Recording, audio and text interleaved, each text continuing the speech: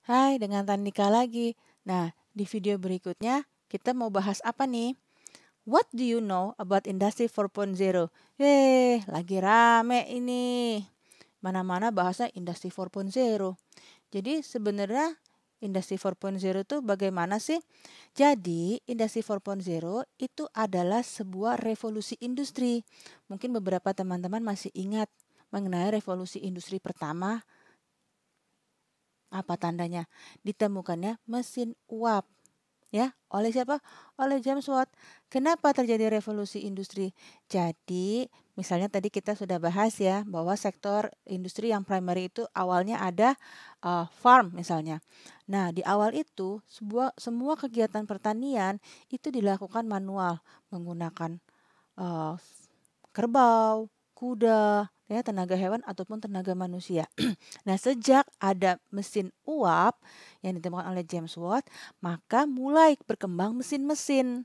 Nah, oleh karena itu terjadilah revolusi industri pertama yang tadinya semua dikerjakan manual oleh manusia maupun binatang, jadi dikerjakan oleh mesin.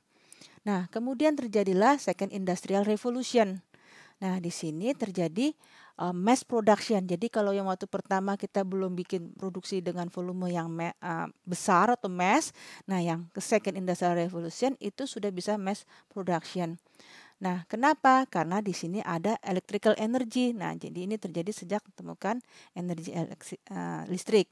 Nah, yang ketiga ini berdasarkan kegunaan dari elektronik dan IT untuk further automate production. Jadi kalau robot itu sebenarnya 3 atau 4 sih? 3. Jadi sebenarnya kita tuh sebelum ada Industri 4.0 udah canggih. Sudah ada robot, sudah ada PLC, macam-macam deh. Terus jadi di Industri 4.0 itu atau revolusi industri yang keempat sebenarnya hebatnya apa sih? Bedanya dan hebatnya di yang keempat ini sesama mesin, sesama perangkat dengan berbantu komputer sudah bisa saling komunikasi.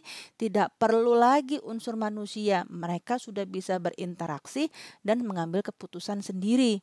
Otomasinya sudah canggih. Kalau dulu sebelum Industri 4.0, otomasinya hanya di peralatannya saja. Tapi di Industri 4.0 itu otomasinya terjadi di dalam tingkat sistem. Jadi otomasi lebih dari satu mesin. Keren ya? Keren ya, Ong. Terus, jadi kalau di era Industri 4.0 semua harus masuk di dalam sistem yang canggih itu.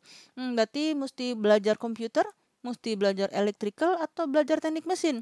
Sebenarnya di era Industri 4.0 kita masih bisa meneruskan passion kita selama ini. Kalau sukanya art, ya masa mau tiba-tiba jadi seorang insinyur teknik mesin? Kan pusing juga ya, orang kepengen melukis disuruh bikin mesin. Nah, jadi artinya seperti apa? Di era Industri 4.0 itu banyak sekali bidang ilmu yang sebenarnya juga ikut berkembang. Misalnya di finance, ada financial engineering.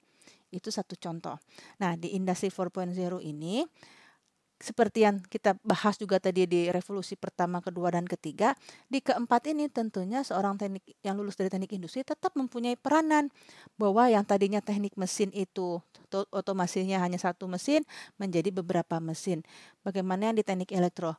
Belum lagi yang di bidang informatika. Nah, di teknik industri juga bisa masuk di era yang ini dan tentunya agar semua teman-teman di bidang manajemen, di bidang engineering yang sudah merambah memasuki ke era industri yang keempat, teknik industri tetap mengambil peranan bahwa saling sinergi satu tim ini dan bisa mencapai hasil yang lebih baik lagi. Jangan sampai gara-gara Industri 4.0 ternyata kinerjanya malah menurun. Apalagi kalau malah jadi rugi. Wah, susah dong hari begini semua harus tambah baik dan lebih efisien dan lebih produktif. Nah, terus di era Industri 4.0 ini dampaknya terhadap ekonomi, terhadap industri bagaimana? Ternyata yang paling tinggi itu ada di tourism.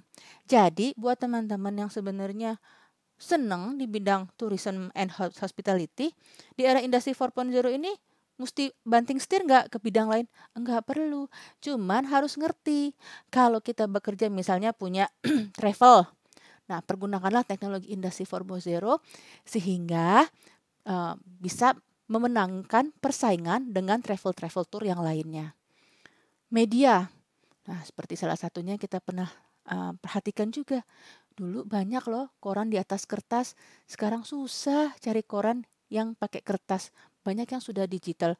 Bahkan beberapa teman nggak mau lagi beli koran, lebih suka bacanya website-website yang, mohon maaf, kadang-kadang beritanya juga kita tidak tahu valid atau tidak. Tapi begitulah dunia media dan kita harus siap menghadapi perubahan itu.